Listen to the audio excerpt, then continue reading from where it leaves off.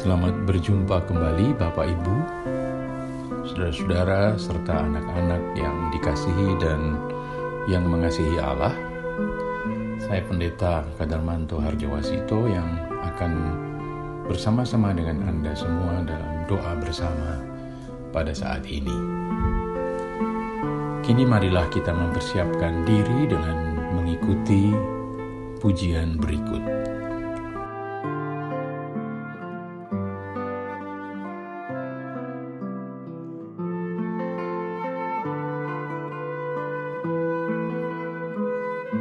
Tema kita pada saat ini ialah dari pangeran di istana menjadi bukan siapa-siapa. Belajar dari kesalahan. Bacaan Alkitab kita adalah dari Kitab Keluaran pasal 2 ayat pertama hingga ayat 15a. Keluaran pasal 2 ayat 11 hingga 15a. Demikian. Pada waktu itu, ketika Musa telah dewasa, ia keluar mendapatkan saudara-saudaranya untuk melihat kerja paksa mereka. Lalu dilihatnyalah seorang Mesir memukul seorang Ibrani, seorang dari saudara-saudaranya itu. Ia menoleh ke sana ke sini dan ketika dilihatnya tidak ada orang, dibunuhnya orang Mesir itu dan disembunyikannya mayatnya dalam pasir. Ketika keesokan harinya ia keluar lagi, didapatinya 2 orang Ibrani tengah berkelahi. Ia bertanya kepada yang bersalah itu, "Mengapa engkau pukul temanmu?" Tetapi jawabnya, "Siapakah yang mengangkat engkau menjadi pemimpin dan hakim atas kami? Apakah engkau bermaksud membunuh aku sama seperti engkau telah membunuh orang Mesir itu?" Musa menjadi takut sebab pikirnya, tentulah perkara itu telah ketahuan. Ketika Firaun mendengar tentang perkara itu, dicarinya ikhtiar untuk membunuh Musa. Demikian pembacaan Alkitab yang akan menjadi titik berangkat renungan kita atau refleksi kita mendahului doa kita bersama. Saudara-saudaraku, Allah dalam karyanya mempergunakan orang-orang yang pernah gagal atau jatuh juga. Alkitab tidak menutupi kisah kegagalan atau kejatuhan orang-orang tertentu yang dipakai oleh Allah. Bacaan kita menceritakan tentang Musa yang membunuh seorang mandor Mesir, yang kemudian juga ditolak oleh orang sebangsanya. Lalu Musa lari menyelamatkan diri dan tinggal di padang gurun sebagai seorang pelarian. Dari seorang pangeran yang terdidik dan makmur di lingkungan istana Firaun, tiba-tiba Musa menjadi seorang yang bukan siapa-siapa, yang hidup sebagai penjaga domba. Kemudian hari, melalui kesaksian Stefanus dalam Kisah Para Rasul pasal 7 ayat 23 dan ayat 30, kita mengetahui bahwa pada usia sekitar 40 tahunlah Musa membunuh mandor Mesir itu. Lalu Musa melarikan diri dan menghabiskan 40 tahun berikutnya di tempat pelariannya di Midian sambil menjaga domba. Sampai Musa dipanggil kembali oleh Allah yang menjumpai Musa dalam semak duri yang terbakar tetapi tidak hangus itu. Sejarawan Yahudi yang bernama Josephus mencatat dalam bukunya Antiquities of the Jews bahwa sesungguhnya Musa dididik dan dipersiapkan untuk menjadi raja Mesir berikutnya, karena Firaun tidak mempunyai anak laki-laki. Catatan Yosefus ini tidak kita temukan dalam Alkitab. Yosefus juga mencatat bahwa Musa pernah memimpin pasukan Mesir mengalahkan tentara Ethiopia. Dan mungkin itulah yang menyebabkan Stefanus dalam Kisah Para Rasul pasal 7 tadi, khususnya pada ayat 22b, menyebut Musa sebagai seorang yang berkuasa dalam perkataan dan perbuatannya. Tentulah kita heran dan bertanya-tanya, mengapa Musa tiba-tiba berpihak dan membela budak atau kuli Ibrani yang sebangsa dengan dia dan membunuh mandor Mesir dengan merisiko kedudukannya di istana Firaun. Dan tindakannya itu tadi kita baca membuat Firaun memandang Musa sebagai pengkhianat yang harus dibunuh. Melalui kesaksian surat Ibrani pasal 11 ayat 24 hingga 26, kita sedikit banyak mendapat penjelasan tentang alasan dari tindakan Musa itu. Saya baca ketiga ayat itu. Karena iman maka Musa setelah dewasa menolak disebut anak putri Firaun. Karena ia lebih suka menderita sengsara dengan umat Allah daripada untuk sementara menikmati kesenangan dari dosa. Ia menganggap penghinaan karena Kristus sebagai kekayaan yang lebih besar daripada semua harta Mesir, sebab pandangannya ia arahkan kepada upah. Nah, kalau kita mengingat kisah Musa, maka kita gumun, kita heran bahwa Allah mempergunakan hamba-Nya yang tidak sempurna, yang telah melakukan kekeliruan besar dalam tindakannya untuk melayani Tuhan. Saudara-saudara sekalian, Anda semua tahu bahwa hidup ini memang tidak semudah sekolah. Kalau di sekolah kita belajar dulu baru praktik, tetapi di dalam hidup yang sesungguhnya kita praktik dulu baru kemudian bisa menarik pelajaran dari hal-hal yang kita lakukan, baik kita lakukan dengan benar maupun kita lakukan dengan kekeliruan. Musa melakukan kesalahan dan Musa belajar dari kesalahannya.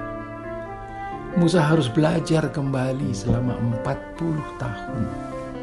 Sampai pada suatu saat Musa direkrut kembali oleh Tuhan yang hadir di dalam semak duri yang menyala, agar Musa memimpin orang-orang Ibrani keluar dari Mesir, pulang ke Kanaan dalam sebuah perjalanan yang memakan waktu 40 tahun berikutnya.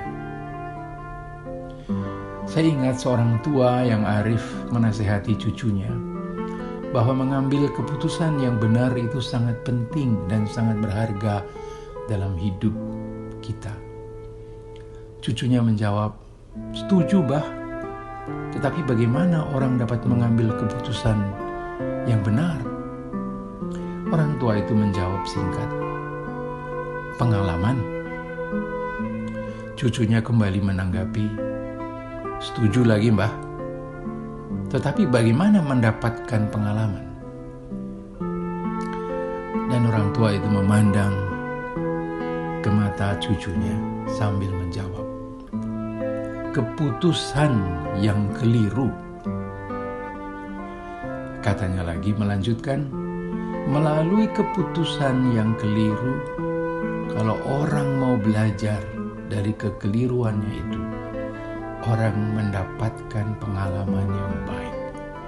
Dan karena pengalaman yang baik itu, pada kesempatan berikutnya, orang dapat membuat keputusan yang benar." saudara-saudara sekalian, kisah di atas memberikan pengharapan kepada kita bahwa Allah dapat menggunakan kita walaupun kita telah gagal atau jatuh. Namun bersedia belajar dari kegagalan dan kejatuhan kita. Kita patut bersyukur bahwa Tuhan berkenan memakai Musa, bahwa Tuhan berkenan memakai semua orang, memakai Anda dan saya juga. Orang-orang yang dapat melakukan kesalahan karena membuat keputusan yang keliru. Tetapi Tuhan juga memberi kesempatan kepada kita untuk dengan sungguh-sungguh belajar dari kekeliruan kita, agar dengan pengalaman itu kita tidak melakukan kekeliruan berikutnya. Semogalah saudara-saudaraku, kita adalah orang-orang yang sungguh-sungguh bersedia belajar dari kesalahan kita. Amin. Marilah kita naikkan doa Bapa kami dalam pujian berikut.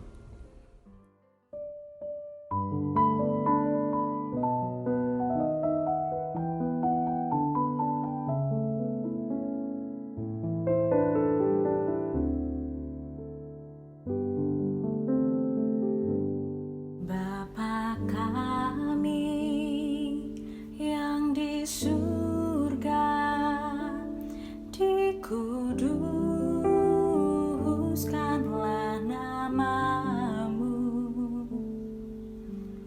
datanglah kerajaanmu, jadilah kehendakmu di bumi seperti di surga, seperti di surga jadilah. Berikanlah pada hari ini makanan kami yang secukupnya. Ampunkan kesalahan kami seperti kami harus mengampuni. Dan jangan bawa kami ke dalam pencobaan, lepaskan kami dari yang jahat, karena Engkau yang mempunyai kerajaan dan kuasa dan kemuliaan sampai selamanya.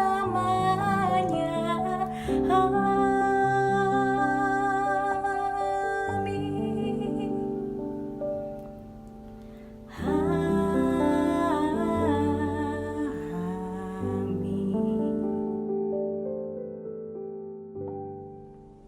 Ya Allah, Engkau telah memanggil Musa menjadi hamba-Mu. Berdayakanlah kami, agar kami menjadi orang-orang yang bersedia belajar, dengan mempersiapkan diri maupun dengan dipersiapkan, untuk dapat melakukan tugas-tugas yang sesuai dengan kehendak-Mu dan memuliakan nama-Mu. Kami pernah gagal dan pernah jatuh, namun kami tidak ingin mengulanginya kembali. Berdayakanlah kami, agar kami terbuka untuk senantiasa belajar dari kesalahan-kesalahan kami itu, dan menjadi lebih berhati-hati, dan menjadi lebih arif dalam mengambil keputusan atau dalam menjalani hidup yang sesuai dengan nilai-nilai kerajaan Allah yang telah Engkau berikan. Dalam pengasihan-Mu kami mohon. Mampukan juga kami, ya Allah, untuk dapat memberi kesempatan kepada orang lain, seperti kepada diri kami sendiri, kesempatan untuk belajar dari kesalahannya dan memperbaiki hidupnya. Dan dengan pelajaran-pelajaran berharga yang telah dipetiknya itu, melanjutkan kehidupannya yang melayani Engkau dan melayani sesama melalui pekerjaan serta aktivitas sehari-hari. Berkati semua orang, dari presiden, para tenaga medis, sampai kami semua, untuk bersedia bersinergi dan bertekun dalam menanggulangi bencana COVID-19 ini melalui berbagai cara yang tepat sehingga kehidupan bangsa, negara, masyarakat, dan kehidupan kami semua dapat kembali bergulir lancar dan mendatangkan kesejahteraan bagi semua. Dalam pengasihan-Mu, kami mohon. Ya Tuhan, kesuntukan kami sering menyebabkan kami tidak mampu melihat Engkau yang hadir dan memelihara hidup kami. Tunjukkanlah kehadiran-Mu di tengah pergumulan hidup kami yang tidak mudah pada saat ini, ya Allah, agar kami tidak kehilangan orientasi, agar kami tetap teguh dalam menjalani hari-hari yang berat sebagai dampak dari pandemi yang sedang terjadi. Tunjukkanlah pemeliharaan-Mu atas hidup dan kehidupan kami melalui tangan-tangan yang peduli dan yang mewujud nyatakan cinta kasih-Mu dalam hidup kami sehari-hari. Dan biarlah sapaan-Mu itu membuat kami juga dapat saling menyapa dan saling menguatkan. Dalam pengasihan-Mu kami mohon. Amin. Kepada Anda semua yang saya kasihi, saya sampaikan selamat beristirahat. Letakkanlah semua beban pergumulan Anda di hadapan Tuhan, agar malam ini Anda dapat beristirahat dengan baik, tenang, dan bangun pada hari baru besok dengan segar, dalam semangat dan energi yang baru untuk menjalani kehidupan yang Tuhan karuniakan kepada Anda masing-masing. Selamat malam, Tuhan sertamu.